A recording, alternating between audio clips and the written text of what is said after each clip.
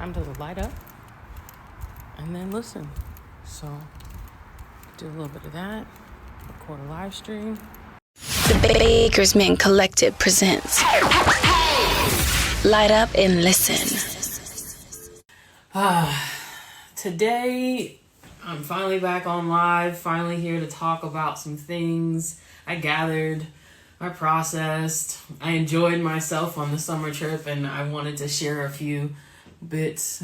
Cleaning bong water spill. That's trash out here in these streets. I was in these streets, and they were dirty, a little bit. But it was so much fun. Got a little pre-tan, and so I'm glad because it's a bit gloomy out here in Washington today. Hopefully it gets clearer later on because the weather sets the mood for everybody in this state. But we are here today. We are gathered here today to discuss Brent Faiyaz's Wasteland. It's been an album that I've been playing nonstop since it dropped. I've probably played it 10, 15. I don't know. Sometimes it just repeats in my car. So that's when I know it is a album that is going to be talked about on Light Up and Listen. In case you're wondering how this comes about, if I cannot stop playing that album, it's eventually going to pop up here. What takes the time between the two is not only do I have to like the project, but I have to figure out what I want to say to everybody with this discussion time. I don't like wasting time, I have friends that, look at wasting time. I'm pretty sure that is the name of a track on this album. But anyway, I don't like wasting time because I have friends that I can sit down and chit chat with. So when I get on live, I want to talk about real spill. So Christopher Brent Woods is from Maryland, born in 1995, crushing it. It was September, but I didn't actually put the date because it doesn't matter. I just think the fact that these people definitely younger than me are out here getting to this bag, getting to this money because they realize you've got to hustle is commendable. So been a fan since I heard Sonder, which was a group he started with two producers, Too Fast. I had to find out whose voice that was. Who is singing to me like this? Who's making me feel these emotions? Because, I now know where I fall. So who is this man? And then I saw a Gold Link performance of Crew, and I realized that this album is, or that song, he was on the track and got a Grammy nomination for it. Okay, cool. Sign me up, bro. Let me buy tickets when you drop them in Seattle. And I did. And COVID stole the dream. Okay? It just balled it up and threw it the hell away. So, album notes. Well, let's circle back to that. Please, Brent, please come back to Seattle. You have a fan here. At least one. You have one. And then, the album is called Wasteland. Okay, and it is a fuckboy's dream, and that's the best way of saying it. The intro track is called a Villain's Theme. Okay, so that's just, if you weren't catching all the innuendos and the storytelling and the weaving of toxicity, what were you even listening to? The beat, which is great. They were all great, but do a little bit more. Favorite tracks, All Mine, Ghetto Gatsby, Rolling Stone, Jackie Brown. Did I smoke weed before this live? What's poppin', Omar? How you doing on this Saturday? I did smoke before we were here. It's called Light Up and Listen. Unfortunately, I can't smoke in my apartment and I am out of dabs. So I'm headed to the store as soon as this cuts. But what I wanted to dive into outside of talking about how much I love Wasteland by Brent Faiyaz is the real spill that's going on. So I went to the Mid-Atlantic states. because I wanted to know what is happening in weed across this country. And definitely over there, especially with new legislation. I kept seeing the little reports. People are just selling weed everywhere. But then they're shutting them down slowly, but they are putting out real legislation, and it's just all of this hoopla I'm gonna go see for myself. Plus, I had loved ones in that area that I definitely wanted to see. So, took a trip. Recap by borough. Brooklyn. Ate as much food as possible. Yeah. Visited areas of gentrification, but stayed in the hood. And so it gets real in Brooklyn. The island food, abundant. Okay. Queens. That's where I feel like I lived the real NY experience. And I don't know if New Yorkers would agree with me. I know everyone hates Staten Island, but like, if you say Queens is the New York experience, do they agree? Not sure. But I walked to the bodega daily, walked to and from the subway down in Queens, had a Dolly Madison strawberry shortcake, chased down the Mr. Softy. You can't wait to go home. Yeah, bro. It was a good old time. I can't even lie to you. It was for 2 seconds, I was like, do I quit my life and stay here? Do I just start it here? Because I could do that. I could probably do that. And then I was like, bitch, you gotta go home. Your animals need you. They need you. What else? Oh, bacon, egg, and cheese at the bodega. Let me circle back. I lived the experience. So I ate a bacon, egg, and cheese for maybe 4 or 5 days. I was gonna get one. And apparently, I ain't even gonna give out the secrets, bro. I'm not gonna give out the secrets, but you can get extra stuff than a bacon, egg, and cheese on that sandwich. Really, a hoagie. Bruh. Do it. What else? NY has real beaches, because I've been poo-pooing it every time someone up there says, go to the beach. And then, baby, fuck no. Okay? My family comes from the islands, and I am from Florida. So when you try to tell me to go to a New York beach, I really think you smoke something a little bit stronger than cannabis. Okay? So, but it does have real beaches in Long Island. Jones Beach. I had a good time. Something told me don't get in the water, and no, I do not get in the water. Okay, exactly. No, I do not get in the water. But something told me don't get in the water, and I'm glad I did, because I mentioned this to someone who's living in New York for 20 years, and they were like, oh yeah, there's been 6 shark attacks recently over there. Shark attacks? The water got warm enough, so they started getting closer. Shark attacks. Okay, that's it. It's a wrap. For me, kid, I'm never getting in that water. It's not happening. Okay. And then, where did I go after that? Manhattan. Manhattan is dirty but vibrant, full of potential. Please go check out Pop CBD. It was a great experience. They are setting a vibe, and soon, once everything is up, and well, you can still learn quite a bit about CBD products and grab it there. But the venue, the vibe, I can't wait to see what they do.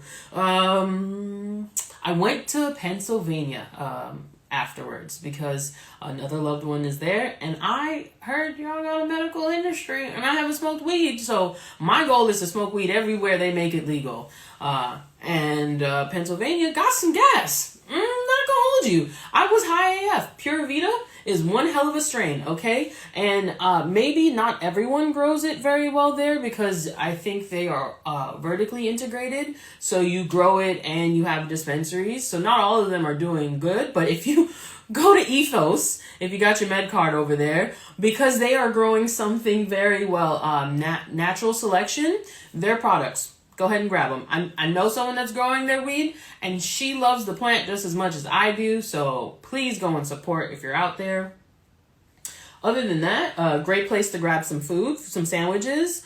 And I just connected with friends. I didn't socialize too much. I slid to New Jersey briefly to connect with Black cannabis out there, because they're getting their weed game together as well in New Jersey. They got edibles on market now. They got rec shops you can go to now. And Black cannabis is producing, they're working on a structure, a building, a safe space for ganjapreneurs, BIPOC entrepreneurs at that. But so please, once it's all finalized and open to the public and membership and dive on in. Go and support those fellas and that group via their IG. I'll tag them in this as always. So, thoughts. Capping up my mid-Atlantic trip. West Coast, you in trouble. You got some real competition. And if we don't get this taxation game together, I don't know. We'll get to it. So from there, my last stop on that little Where in the World's Lotta summer trip, I went to the Bellingham Budfest because thanks to Neil at Full Spec, I was recommended to speak on a couple panels. And they even graciously gave us a booth and some stage time. It was a fun experience on that stage. But circling back, thank you to Stacy and Yvonne for organizing and Low Friesen for moderating. Please go support Halo any way you can. They are dropping quality education out there, and I am a stan. So, man, going on stage. I am a functional pothead, I'll be honest. There were other plant medicines. There were more synergy in my system at that point in time. So I had fun on stage. I'm going to stick to being a functional pothead in business related things. I think anything else is for my recreational time. Okay. More on that in the recap. Thank you to everyone who listened. And I appreciated what I had to say on the panels because your girl was nervous. I ain't even gonna hold you. You want me to speak? I have no problem speaking from my office or my bedroom, but you want me to speak in front of people about the things that I think about. Okay. All right. I can do that. I got this. I got this. And I did have it. It was a great time. And so I can't wait to show you snippets of the conversation. I sat next to the owner of Skagit Organics, Washington Bud Co. and folks that are fighting for home grow in this state and Neil from Full Spec and Cody, everyone had some amazing things to toss into the conversation. The crowd got a little spicy on panel 2, but not in a, even still, the conversation or what was being said, though it may have ruffled some feathers, it was valid. And it speaks more to the pain of what converting to a recreational market or an adult use market here in Washington caused. So I truthfully am thankful for that entire experience. What else did I want to say about that? Anyone who showed up at my booth after speaking on those panels to just send a little love or ask questions or purchase products, you have a special place in my heart because thank you for seeing me. You know what I mean? Seeing what we at T.B.C. are trying to do and the change we're trying to make. And I look forward to more events like this. And as soon as we can get the editing done, you can see it too. So slide on over to our YouTube page. That is where we always drop our full recaps, and you'll get snippets, of course, here on Instagram. So my next subject matter, the more tedious things. The Liquor and Cannabis Board caucus meeting on the 19th happened, and I am glad I spent that day with family. And tuned in and watched the videos. Thank you, Cannabis Observer, for always reporting or providing links to the information. I know that whenever I miss something, I can slide on over to your website and find an unbiased observation, but more so, I really just like access to the information so I can find it myself. So please donate to them when you can. But they brought in I would say a consultant who has her company as a whole has provided several states studies. That's the word I'm trying to use. Several studies on disparities in this industry. Colette Holt, that's the name, and I really Well, I can't say I enjoyed what she had to say, but I appreciated her for keeping it as honest as possible, and definitely acknowledging her lack of understanding, or not necessarily understanding, but like insight on how Washington is organized in the cannabis industry. She was very straight up with those things. But she was also critical of the current federal government and their lack of support for equity-based policies. She did let them know, based off of my professional opinion, you put anything specific to race-based criteria for equity, you're probably going to be met with a lawsuit from up above. So, as a state. So it was definitely a disappointing but honest look at what we are. Hey, how y'all doing? What we are experiencing as a nation with the judges and the legislators and the Congress, all of the bodies that we have elected to lead us as a country. They are very much showing that they do not want to catch up to current times. They want us in the past as much as possible. So with that, she cautioned the Liquor and Cannabis Board with how they unveil or go about making changes towards the equity plan they're proposing, right? Because we have guidelines that they are establishing, but what's taking them so long is trying to do as much research as possible to roll it out. And I don't know if that's what's taking them so long, but I appreciate the level of research they're doing into how to get this right so that we don't have to fix this again, right? Because we're fixing the industry again. So, like, how can we do the best possible that works in our current political time? So, I personally appreciate that level of research.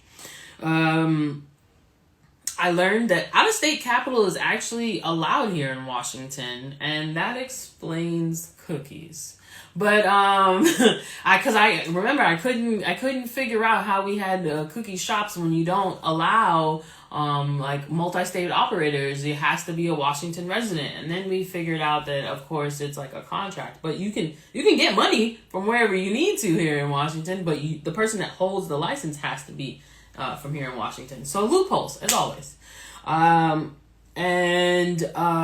Something interesting that she threw out there that I would love to see them process is like individuals getting loans in the cannabis industry, being able to get loans straight from the state of Washington to kind of combat the cash issue or banking problem that is there being a cannabis touching company.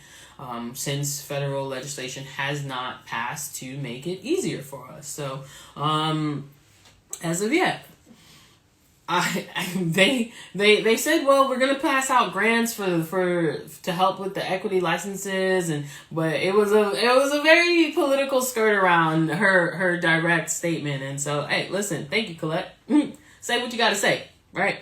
The next day there was the Liquor and Cannabis Board meeting. So, and once again, glad I spent this day exploring BIPOC owned.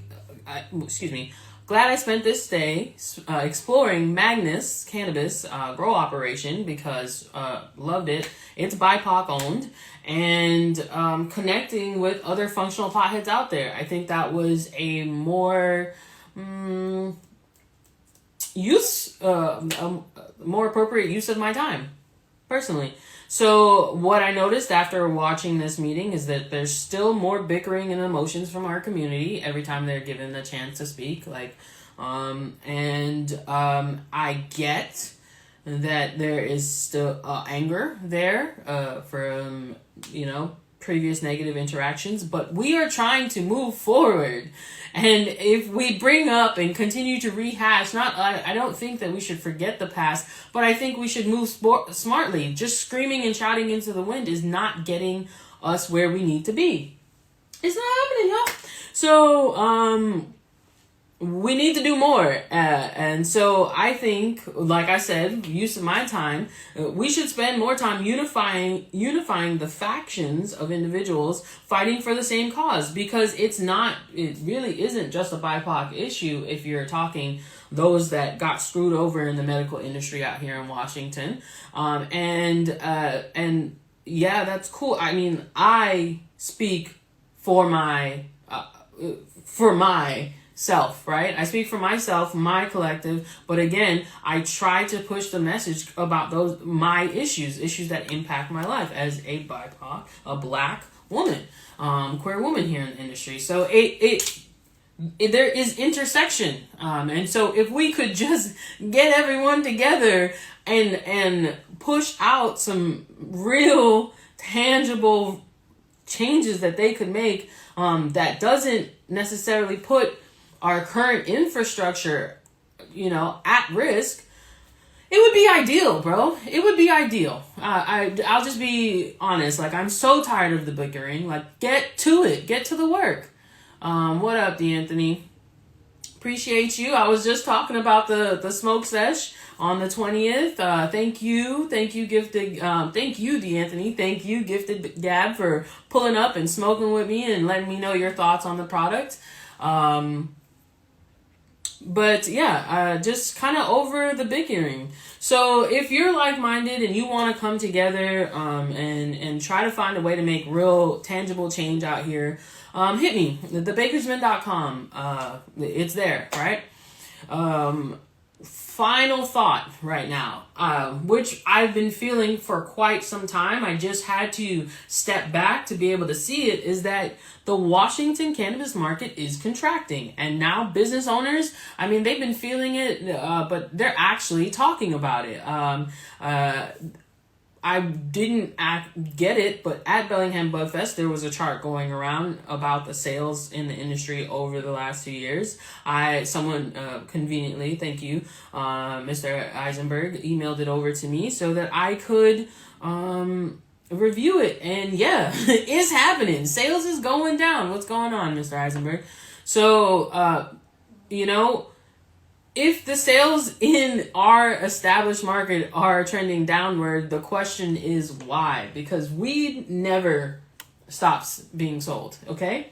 People, the state of our country is stressful enough that those who smoke weed aren't trying to alter their consumption at this point in time. They might have to alter the budget, they might have to make it work for them, but they're still buying product. So where are they buying it if they aren't going to the stores to get it? I'm gonna leave it at that. Updates, so I can get up off this and go get me some flour.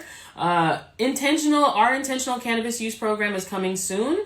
We are looking for 8 individuals to beta test it for us, and that is pending a state certification on my part, so that the Department of Health, to be a medical marijuana consultant. So that is my goals to finish up in the month of August. The Bakersmen shop returns at the end of September. So those of you that got discount codes at the Bellingham Budfest, that's when it can be used on our website. Please remember, end of September. Looking for ways to support our brand, please check out our website, thebakersmen.com, for more information. We've got a collaboration page. If you don't necessarily want to do business, but you want us to pull up on one of your events, we've got the Dope Events calendar. Send us an email at info@thebakersmen.com and tell us about it, and we'll share it to the people that follow us and, come through. If you just want to throw dollars at this small business owner, there's even a donation page, okay? Holler at me. Those of you that are headed to the Clutch release and Aisle 4 field day, I'll see you there. The flyer, if you want to come, will be shared in our story. So if you would like to attend this dope event, get at me. You know what I'm saying? Say hi. I am friendly. I think that's it. I think that is my rundown for this Light Up and Listen. Please go listen to Brent Faiyaz, Wasteland, if you are interested in those toxic R&B vibes. Again, all mine, Ghetto, Gatsby, Rolling Stone, Jackie Brown are my top favorite tracks. I actually went in Long Island to where the Gatsby homes were. I didn't say that before, but I did. And freaking cool. Some of them are huge. Some of them are modest. The yard's fat. The front had, what do you call it? Boats and the like in it. So it's an experience. Yeah, what up, Chris? How you doing? Oh, Christina, girl with the fade. Please go check out her super sour summer series, right? On oh my gosh, why is this blanking? Put it in the captions. Put it in the comments so I can see it. The Bear Connoisseur. Jesus, I almost forgot, girl. Got you. I got you. Thank y'all for tuning in to this Light Up and Listen. I need more weed. So goodbye.